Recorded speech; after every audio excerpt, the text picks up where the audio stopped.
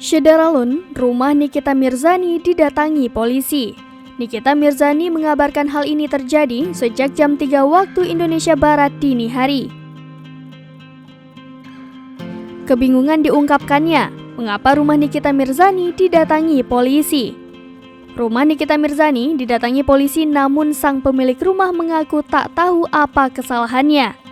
Nikita Mirzani menyebut kedatangan polisi karena laporan dari Mahendra Dito.